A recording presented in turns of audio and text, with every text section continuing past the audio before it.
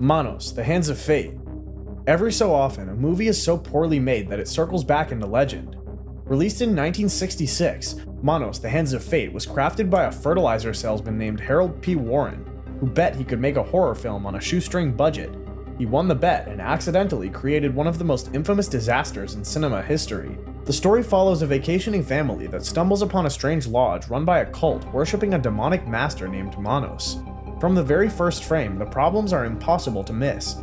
Endless driving scenes, missing dialogue, and sound so bad it feels dubbed from another planet.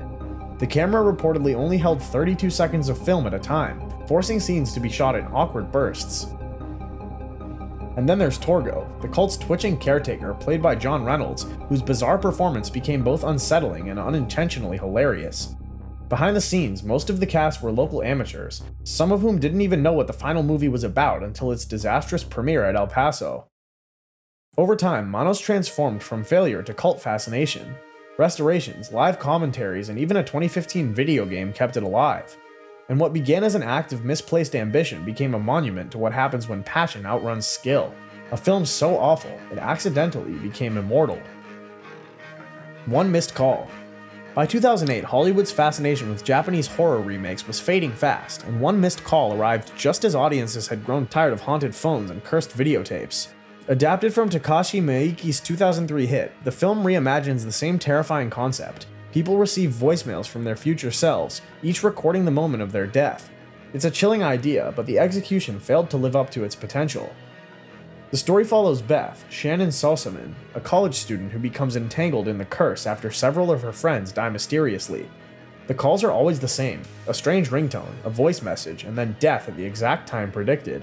What could have been a gripping psychological spiral becomes a series of formulaic jump scares, weighed down by flat performances and cartoonish CGI. Edward Burns and Ray Wise do their best to add credibility, but the film never finds the creeping tension that made Miike's version so memorable. Still, the concept remains fascinating.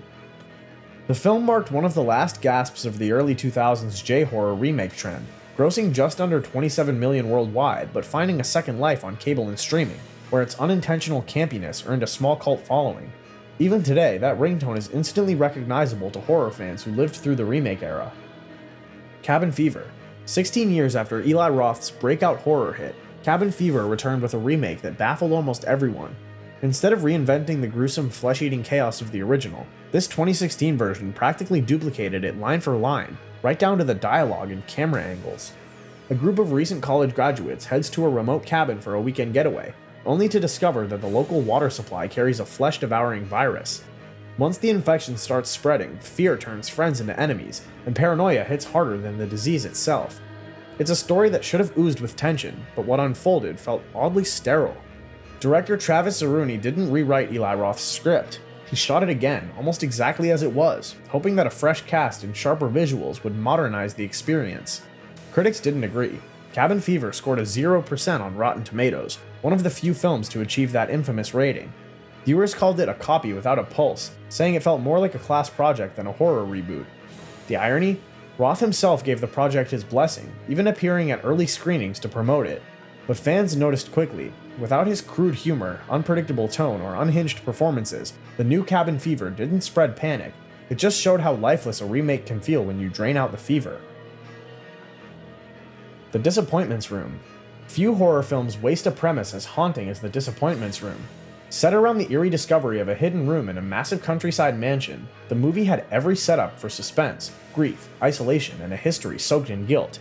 Yet when it arrived in 2016, what could have been a psychological knockout became one of the flattest ghost stories of the decade.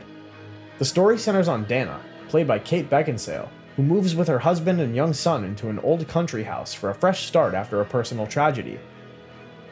While exploring the attic, she discovers a mysterious locked door that doesn't appear on any blueprints. What she finds behind it slowly unravels her sanity. The house's tragic history begins bleeding into her own life, blurring the line between guilt, grief, and something far darker. The concept itself came from a real historical practice. Disappointments rooms were secret chambers used by wealthy families in the 19th century to hide disabled or unwanted children from the public. It's a chilling premise rooted in real-world cruelty, but the film never fully delivers on that potential.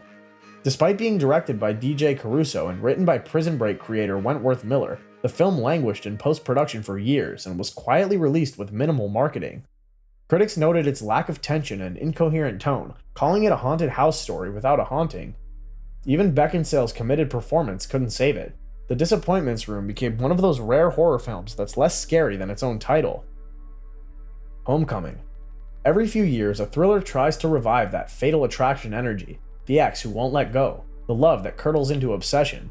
Homecoming gave it a shot in 2009, but instead of tension or bite, audiences got a reheated mix of old cliches.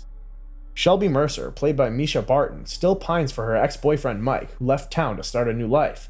Years later, when he returns with his new girlfriend, Shelby's nostalgia takes a sharp turn into madness. She welcomes them home, but soon her charm fades and her true nature surfaces. Kidnapping, manipulation, and desperation follow as Shelby tries to recreate the relationship she lost, no matter the cost. There's a good story buried somewhere, but the film never digs deep enough to find it. Instead, it leans on tired tropes, eerie barns, flickering lights, and melodramatic confrontations that feel pulled from a 90s TV movie.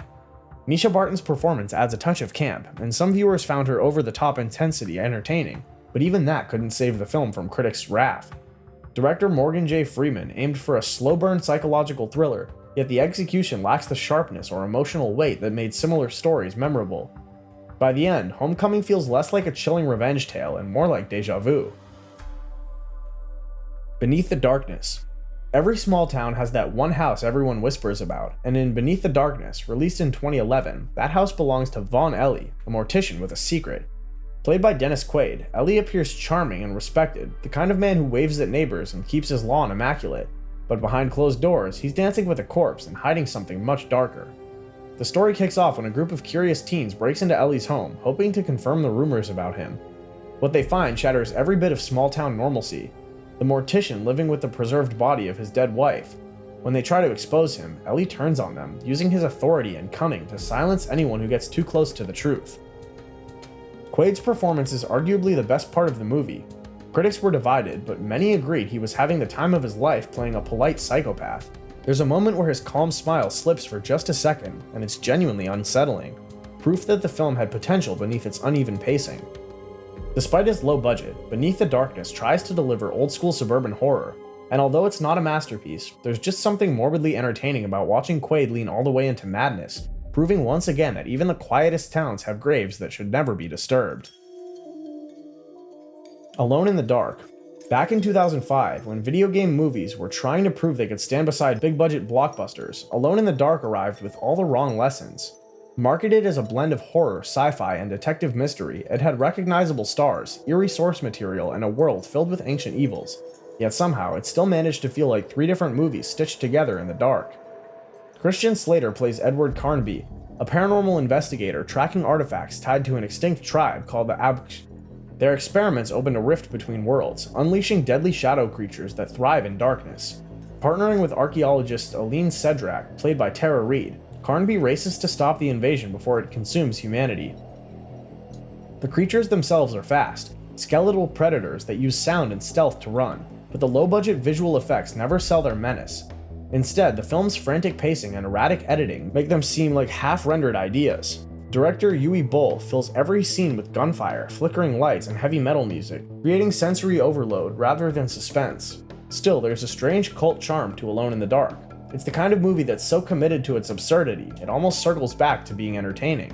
If nothing else, it's proof that sometimes the scariest thing about a horror movie is how it got made in the first place.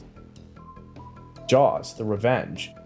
By 1987, the Jaws franchise had already made cinematic history, and then this sequel nearly sank it. Jaws: The Revenge follows Ellen Brody, widow of Chief Brody from the original film, as she becomes convinced a great white shark is deliberately hunting her family. The premise alone stretches belief, but the execution turns it into one of Hollywood's most infamous sequels. After her son is killed by a shark off Amity Island, Ellen relocates to the Bahamas to escape her trauma, only to find the same shark seemingly following her thousands of miles south. The movie tries to mix psychological drama with monster horror, but what we get instead is a baffling telepathic connection between Ellen and the shark. Yeah, the shark somehow senses her presence. Production troubles made everything worse. Universal rushed the film to meet its Christmas release window, forcing the crew to shoot unfinished scenes and reuse footage from the original Jaws. Even the mechanical shark malfunctioned so often that the team had to rely on quick cuts and reaction shots instead of direct encounters. The most memorable moment comes in the finale, where Ellen impales the shark with a ship's bow, and it literally explodes for no scientific reason. Despite terrible reviews, the film gained a following for how spectacularly it failed. Godsend. In 2004, Godsend tried to blend grief, science fiction, and horror into a chilling moral thriller and ended up creating one of the strangest cloning stories in cinema. The film follows Paul and Jesse Duncan, a grieving couple who lose their young son, Adam, in a tragic accident. Their lives take a dark turn when a geneticist, played by Robert De Niro, offers them the impossible, a chance to clone their son and bring him back. At first, the experiment appears to work. Adam grows up healthy and happy, but after his 8th birthday, things start to unravel. He suffers vivid nightmares, sudden mood shifts, and violent outbursts. The clone's memories begin to merge with those of another child, hinting that the doctor's experiment wasn't as clean as promised. The film tries to balance horror with ethical debate, asking how far love can bend before it becomes obsession. Behind the scenes, Godsend had all the ingredients for success. I mean, it had a respected cast including De Niro, Greg Kinnear, and Rebecca Roman, plus a premise that could have rivaled The Sixth Day or Pet Sematary. But poor pacing and flat dialogue stripped it of tension. Still, it stands as a curious relic of early 2000s science horror, a time when cloning and genetic tampering fascinated the public, but few films dared to explore it seriously. It may not have delivered real terror, but it did leave people thinking twice about where science ends and horror begins. Fear.com. In 2002, Fear.com tried to capture the unease of a world stepping into the digital unknown. The internet was still new territory, and the film imagined what might happen if that fear took a supernatural turn. It opens with a series of unexplained deaths, each linked to a strange website that kills anyone who visits it within 48 hours. The setup was clever on paper. What if the web itself became haunted? Detective Mike Riley, played by Stephen Dorff, teams up with Health Inspector Terry Houston to trace the source of the deaths.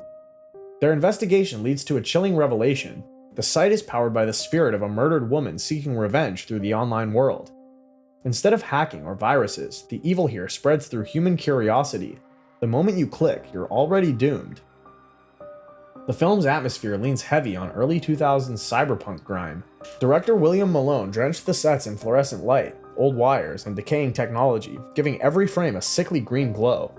The visuals were stylish but disorienting, often overshadowing the story itself.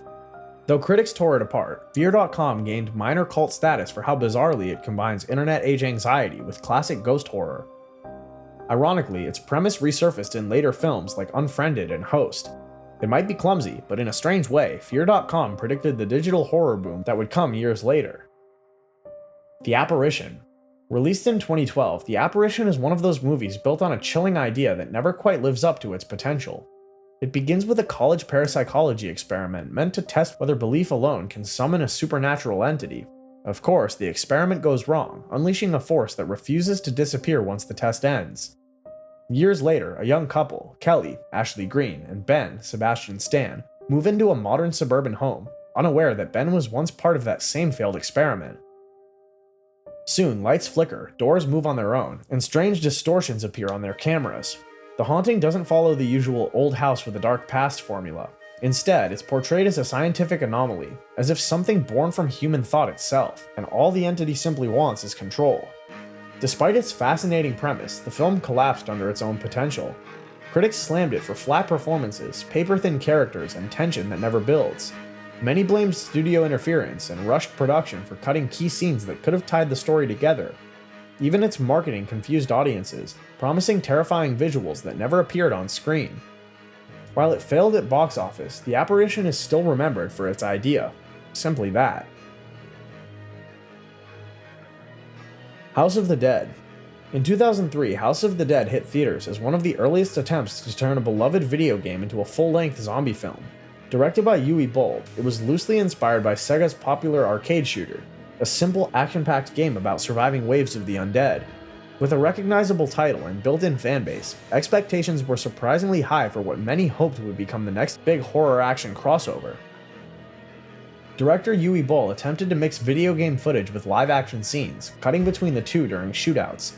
The result was disorienting and unintentionally hilarious, leaving viewers wondering if they were watching a movie or an extended commercial for the game.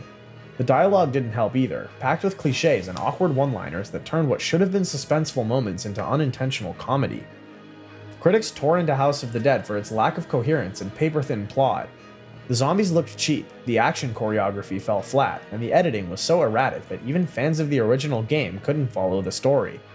Despite its poor reception, the film went on to become a minor cult favorite, mostly for how spectacularly bad it was. In the years since, House of the Dead has earned a strange legacy, a movie so infamous it helped define what a bad video game adaptation looks like, paving the way for studios to finally learn what not to do. Winnie the Pooh, Blood and Honey. The year 2023 gave audiences one of the strangest cinematic experiments ever. Winnie the Pooh, Blood and Honey. When A.A. Milne's classic children's story entered the public domain, director Rhys Frake Waterfield seized the opportunity to twist the familiar Hundred Acre Wood into something grotesque and violent. Gone were the soft voices and friendly picnics. In their place stood feral animalistic versions of Pooh and Piglet, driven mad after being abandoned by Christopher Robin. The movie follows a group of young travelers who stumble into their territory, only to be hunted one by one.